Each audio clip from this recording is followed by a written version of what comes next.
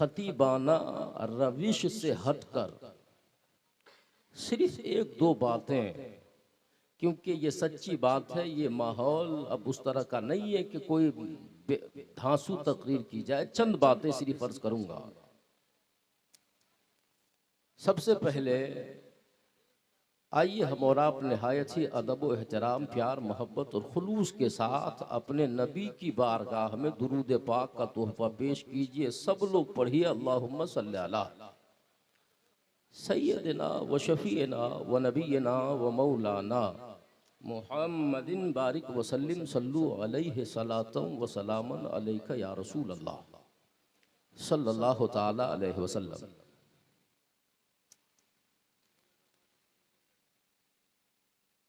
मैंने कुरान पाक की एक आयत करीमा तिलावत की है जिसमें अल्लाह तबारक व तआला इरशाद फरमाता है, होशियार रहना, आगाह रहना, मुतनब्बा रहना, यकीनन मेरे वलियों को न कोई खौफ है न कोई गम। अला इन्न औलिया अल्लाह, बेशक अल्लाह के वलियों को न कोई खौफ न कोई गम। उसकी वजह यह है कि जो अल्लाह का वली होता है वो अल्लाह से डरता है, और जो अल्लाह से डरता है फिर वो किसी से नहीं डरा करता, और जो अल्लाह से नहीं डरता है वो चूहे बिल्ली से भी डरा करता। बेशक अल्लाह के वलियों को न कोई खौफ न कोई गम, न यहाँ जमीन के ऊपर न जमीन के नीचे, और महशर के मैदान में जमा होने के लिए क़यामत के दिन जब अल्लाह का वली अपनी कब्र से उठाया जाएगा और महशर के मैदान में हाजिर किया जाएगा, सब कांप रहे होंगे, खौफ ज़दा होंगे, लेकिन महशर के मैदान की उस हौलनाकी में भी अल्लाह के वली को किसी तरह का कोई खौफ न होगा। बेशक अल्लाह के वलियों को कोई खौफ नहीं। और एक बात और याद रखिए कि हमने अपने बाप दादाओं को तो भुला दिया, उनके इंतकाल की तारीख को फरामोश कर दिया, लेकिन क्या वजह है कि सरकार गौसे आजम को इस दुनिया से पर्दा किए हुए जमाना गुजर गया, लेकिन आज भी सरकार गौसे आजम के नाम का नारा लगता है, सरकार गौसे आजम के नाम के जलसे होते हैं, सरकार गौसे आजम के नाम पर दीवाने मचलते हैं, झूमते हैं। हजरत मखदूम पाक के नाम का आज भी नारा लगता है, हर साल उनके नाम से उर्स की तकरीब मुनक्किद की जाती है। वजह क्या? हमने अपने बाप दादाओं को तो भुला दिया, लेकिन सदियां गुजरने के बाद भी गौसे आजम इंतकाल के बाद उनके नाम का नारा लगता, मखदूम पाक के नाम का हर साल उर्स मनाया जाता। वजह क्या है? वजह सिर्फ इतनी ये है कि अल्लाह का जो बंदा अल्लाह के लिए मरता है, अल्लाह उसे मरने नहीं देता, हमेशा के लिए जिंदा कर देता है। गौसे आजम जब तक जिंदा रहे अल्लाह के लिए जिंदा रहे, गौसे आजम जब तक जिंदा रहे अल्लाह के दीन की सरबुलंदी के लिए जिंदा रहे, गौसे आजम जब तक जिंदा रहे अल्लाह की मोहब्बत में जिंदा रहे, और जब उन्होंने मौत का जाम नोश फरमाया तो अल्लाह की मोहब्बत में मौत का जाम नोश किया।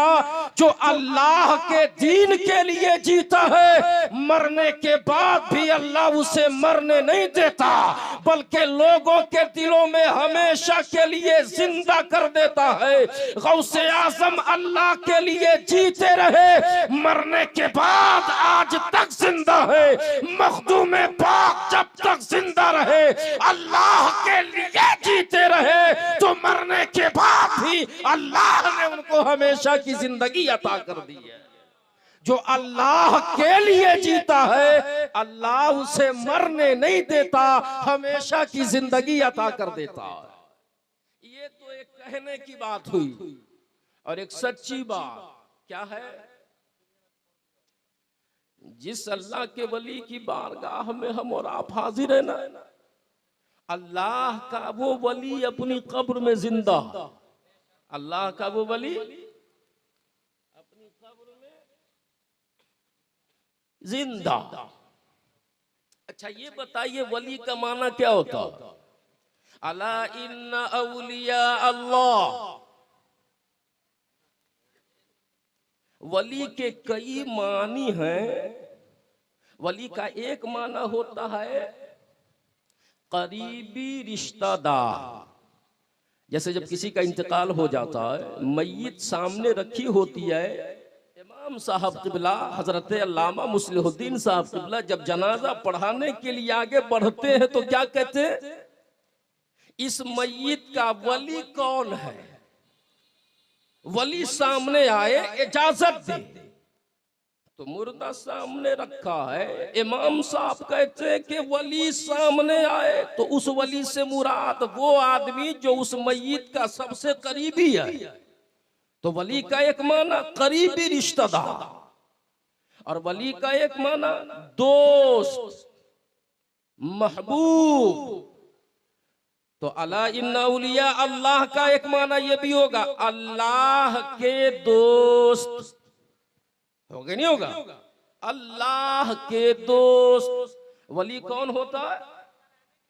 अल्लाह का दोस्त होता। वली अल्लाह का दोस्त। मैंने क्या कहा कि अल्लाह के जिस वली की बारगाह में हाजिरी देने के लिए आप आए हैं, अल्लाह का वो वली जिंदा, वो हमें देख भी रहे हैं, हमें सुन भी रहे हैं, क्योंकि वो अल्लाह के दोस्त हैं। अरे ये तो अल्लाह के दोस्त है ना। हजरत मखदूम शाह रतन बाबा रहमतुल्लाह, ये तो अल्लाह के दोस्त हैं। आदमी के दोस्त का मामला ये होता है, जरा देखिए, एक आलिम गुजरे हैं जिनका नाम है हजरत असद बिन मूसा। मैंने पहले आपसे कहा जिस अल्लाह के वली की बारगाह में हम हाजिर हैं वो अपनी कब्र में जिंदा।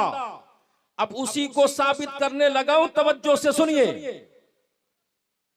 हजरत असद बिन मूसा कहते हैं कान ली सदीकुन फमात, कहते मेरा एक दोस्त था, उसका इंतकाल हो गया, उसको दफन कर दिया गया। जब वो दफन कर दिया गया, बहुत दिनों के बाद रअयतुहु फिल मनाम, मैंने अपने उस दोस्त को ख्वाब में देखा। उलमाए किराम से भी तवज्जो चाहूंगा जरा, मैं साबित करने लगा हूं अल्लाह का दोस्त जिंदा। हजरत असद बिन मूसा कहते मेरा एक दोस्त था, मर गया, दफन कर दिया गया। बहुत दिनों के बाद रअयतुहु फिल मनाम, मैंने अपने उस दोस्त को ख्वाब में देखा। जब मैंने अपने उस दोस्त को ख्वाब में देखा, वहुवा यकूल सुबहान अल्लाह, मेरा वो दोस्त ख्वाब में मुझसे कह रहा था सुबहान अल्लाह। आपने भी क्या गजब किया, इन्नका जित इला फुलानी सदीक़िका व क़रअत इंदहु व तरहमत अलैहि व अम्मा अना फमा जित इलैया। हजरत असद बिन मूसा कहते मेरा वो दोस्त जो इंतकाल कर चुका था, काफी दिनों पहले जिसको कब्र में दफन कर दिया गया, वो ख्वाब में आया, आके मुझसे कहता है दोस्त आपने ये क्या कमाल किया, आप कब्रिस्तान आए और कब्रिस्तान के अंदर आपका एक दोस्त लेटा हुआ है, आपके एक दोस्त की कब्र है, आप अपने उस दोस्त की कब्र के पास गए, कब्र के पास खड़े होकर आपने कुरान की तिलावत की। तिलावत करने के बाद आपने अपने उस दोस्त के लिए मगफिरत और रहमत की दुआ कर दी। लेकिन उसी कब्रिस्तान में मैं भी लेटा था, तो आप न मेरे पास आए न आपने मेरे लिए दुआ की। ये क्या गजब किया, वो भी दोस्त था मैं भी दोस्त था, तो ये क्या बात हुई कि आप एक दोस्त की कब्र पर गए और मैं भी आपका दोस्त था, मेरी कब्र पर नहीं आए। अल्लाह अकबर।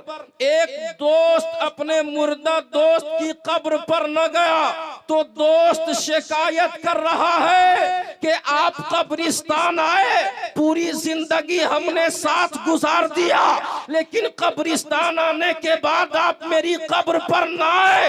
ये क्या गजब किया आपने।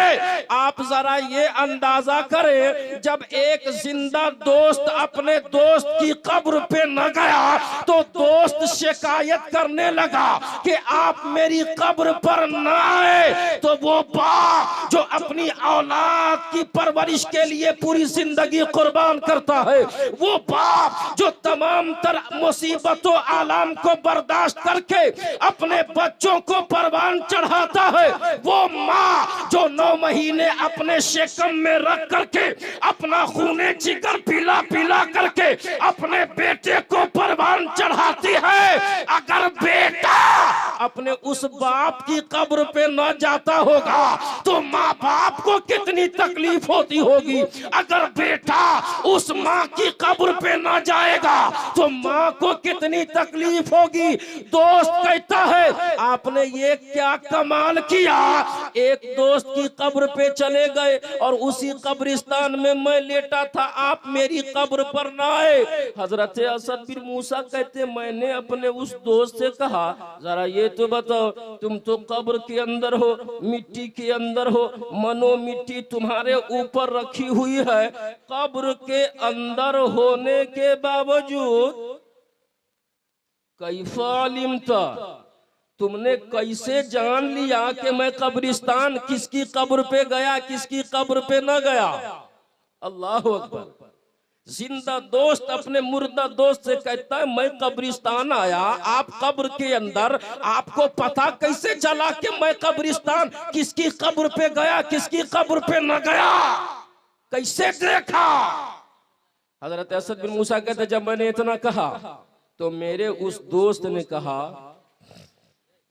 जरा ये बताओ, अमारा ऐतल मा इदा कान फी ज़ुजाज मा यतबय्यन।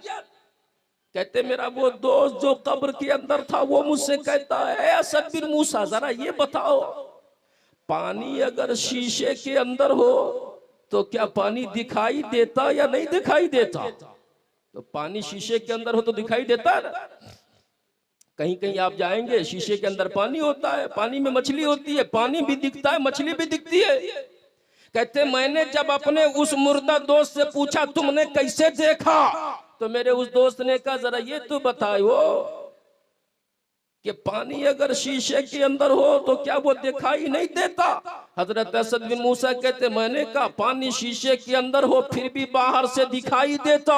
हजरत असद बिन मूसा कहते जैसे ही मैंने इतना कहा तो मेरे दोस्त ने कहा अरे असद बिन मूसा, जिस तरह शीशे के अंदर होने के बावजूद पानी दिखाई देता है, कज़ालिका नहनो नरा मय्यज़ूरुना, इसी तरह जब कोई कब्रिस्तान आता है तो हम कब्र के अंदर रहकर ही कब्रिस्तान आने वालों को देख लिया करते हैं। अल्लाह अकबर। मैंने क्या कहा था, वली का एक माना होता है दोस्त। ये कब्र वाला हजरत असद बिन मूसा का दोस्त है, एक आदमी का दोस्त है जो मरने के बाद जिंदा, एक इंसान का दोस्त है जो मरने के बाद जिंदा, मनो मिट्टी के अंदर रहकर भी कब्र के अंदर से अपने दोस्त को कब्रिस्तान आते भी देख रहा है, दोस्त को कब्रिस्तान से वापस जाते भी देख रहा है।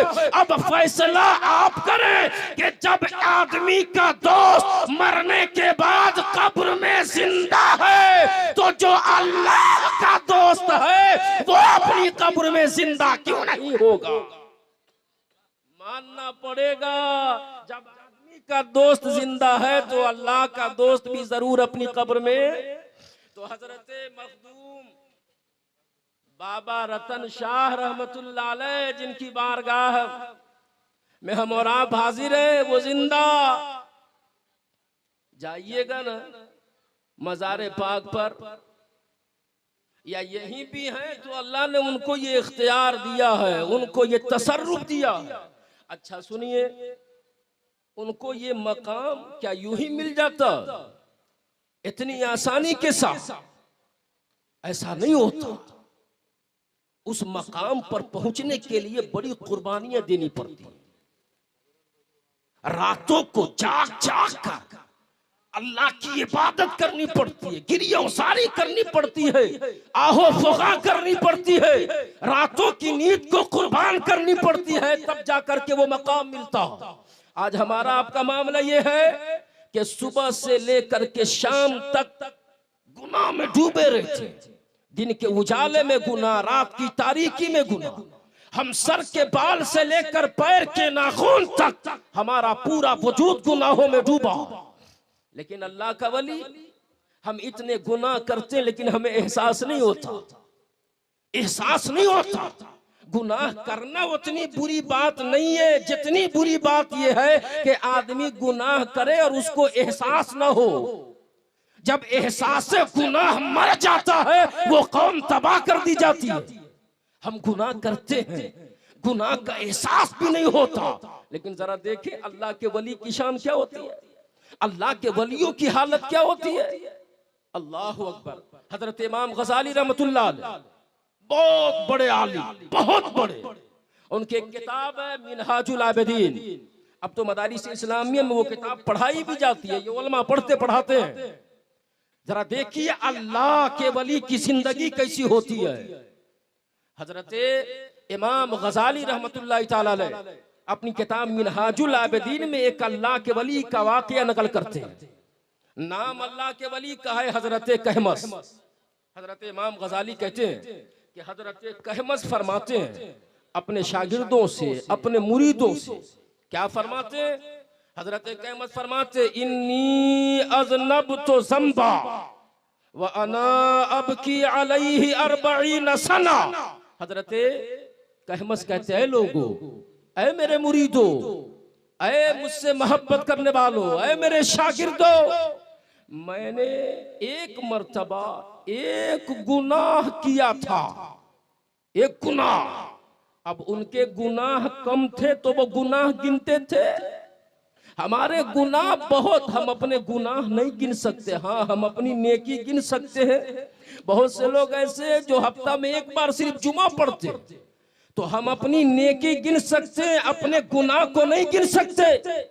वो अल्लाह वाले थे, उनकी नेकियां बहुत, वो गुनाह नहीं करते थे। उनसे लफ्जिश हो जाती थी तो वो इतने बेचैन होते थे।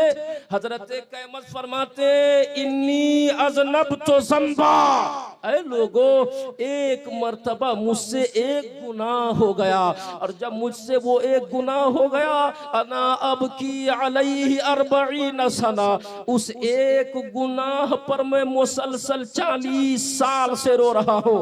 एक गुनाह किया है, फरमाते मैं 40 साल से रो रहा हूँ। ये जिंदगी अल्लाह के वलियों की होती है। लोगों ने कहा, उनके मुरीदों ने कहा, उनके शागिर्दों ने कहा, हजरत जरा ये तो बताइए कि आपका वो गुनाह कौन सा गुनाह है जिस पर आप 40 साल से रो रहे हैं? तो जरा गुनाह क्या था वो देखिए और रोने की मुद्दत देखिए। जब लोगों ने कहा हजरत जरा ये तो बताइए आपका वो गुनाह कौन जिस पर आप 40 साल से रो रहे हैं? तो हजरत कहमस फरमाते सुनो, ज़ारनी ली अखुन फिद्दीन, एक मर्तबा मेरे घर मेरा एक मुसलमान भाई आया, मेरा एक मुसलमान भाई मेरा मेहमान बना।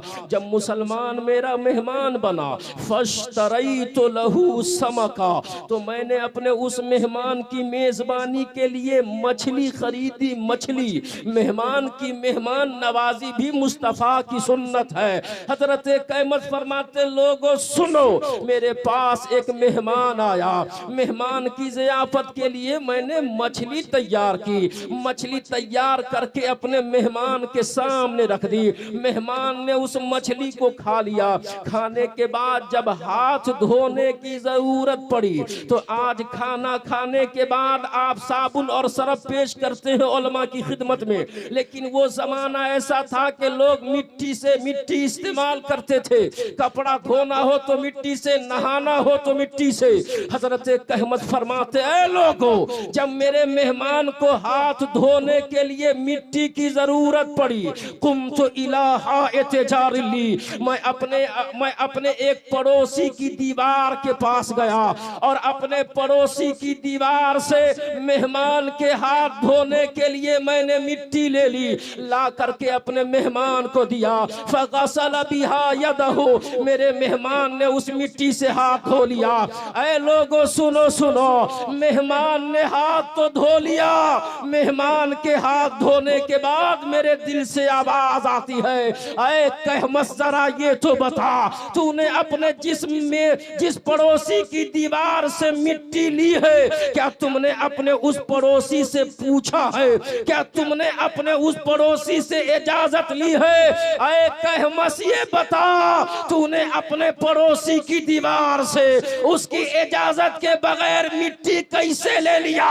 ऐ क़यामत बता, कल जब क़यामत का मैदान कायम होगा, नफ्सी नफ्सी का आलम होगा, कोई किसी का पुरसाने हाल न होगा, बाप बेटे से भाग रहा होगा, बेटी माँ से भाग रही होगी, सब एक दूसरे से भाग रहे होंगे। ऐ क़यामत जरा ये बता, महशर के उस मैदान में जब खुदाए ताला तुमसे पूछेगा, ऐ क़यामत ये बता, तूने अपने पड़ोसी की दीवार से उसकी इजाजत के बगैर मिट्टी कैसे ले ली थी? तो क़यामत बता, महशर के मैदान में तू खुदा को क्या जवाब देगा?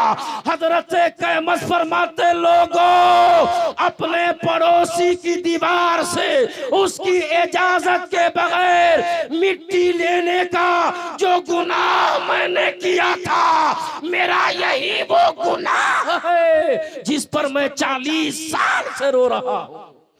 अल्लाह अकबर, ये अल्लाह का वली होता है। आज इतनी बेईमानी, लोगों के माल पे नाहक कब्जा और दावा ये कि वलियों के मानने वाले हम वलियों की सीरत बताती, वलियों का किरदार बताता, वलियों के अखलाक बताते, वलियों का उसवा बताता है कि किसी के माल पर नाहक कब्जा न किया जाए।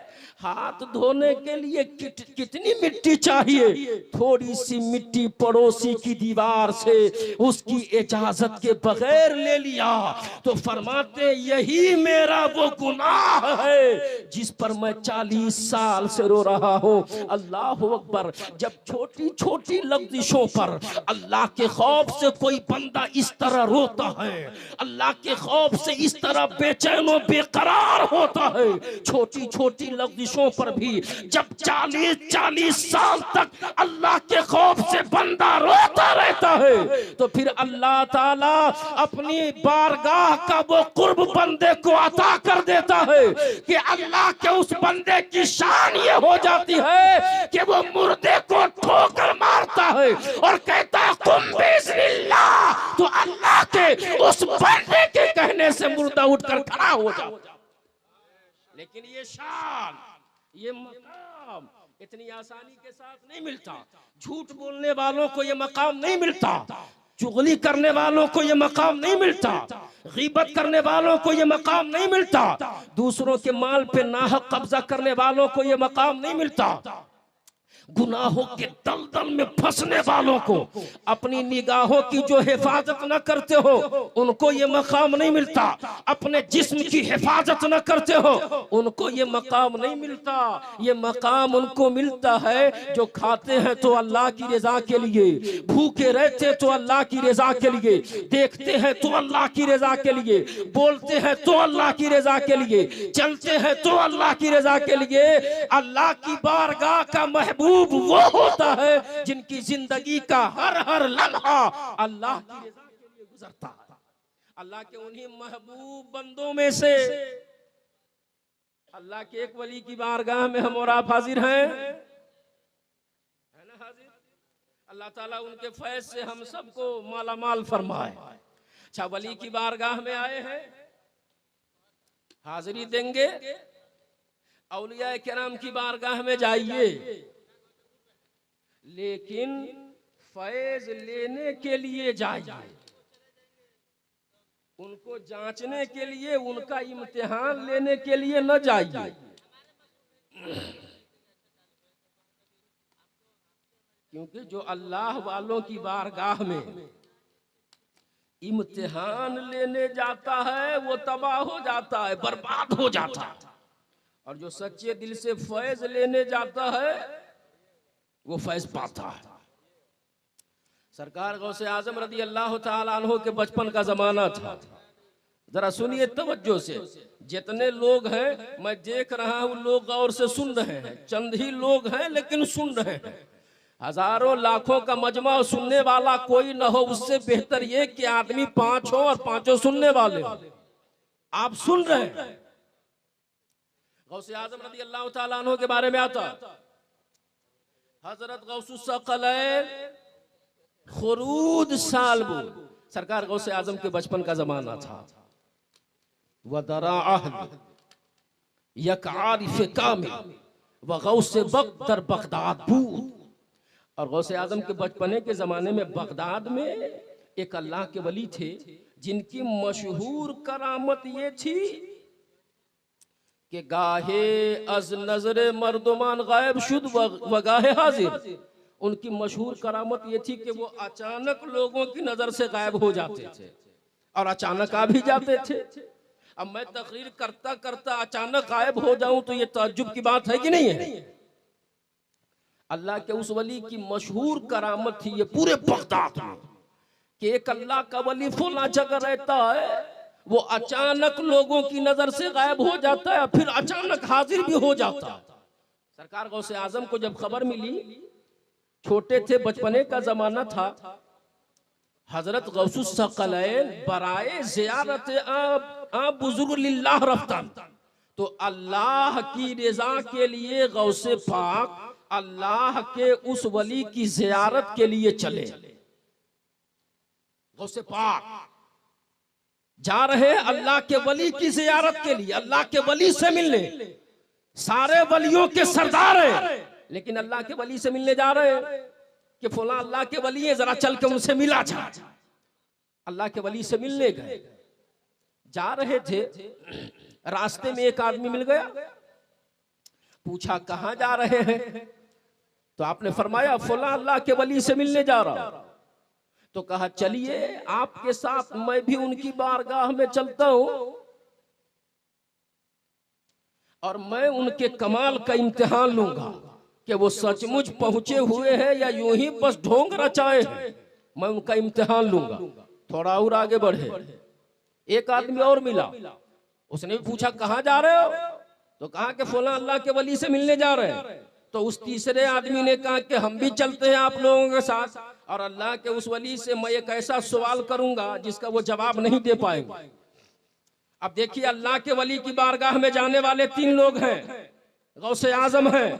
गौसे आजम क्यों जा रहे हैं? लिल्लाह रफ्तन, अल्लाह की रजा के लिए कि वो अल्लाह के वली हैं, अल्लाह के महबूब हैं, उनसे मिलने जाऊंगा तो अल्लाह उनकी वजह से हमें भी महबूब बना लेगा। तो गौसे आजम इस नीयत से जा रहे हैं। और एक आदमी इस नीयत से जा रहा है कि अल्लाह के उस वली के कमाल का मैं इम्तिहान लूंगा, और दूसरा इस नीयत से जा रहा है कि मैं उनसे एक ऐसा सवाल करूंगा जिसका वो जवाब ही नहीं दे पाएंगे। अब ये तीनों आदमी पहुंचे।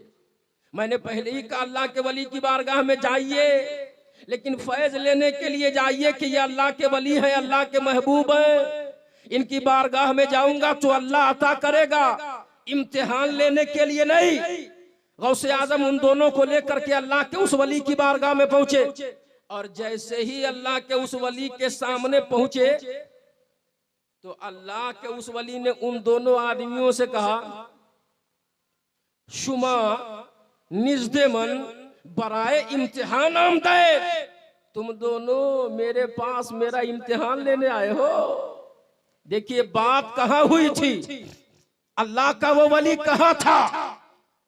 ये लोग रास्ते में बात कर रहे थे, एक कह रहा था उनके कमाल का इम्तिहान लूंगा, दूसरा कह रहा था एक ऐसा सवाल करूंगा, ऐसा मसला पूछूंगा जिसका जवाब वो न दे पाएंगे। बात कहीं और हो रही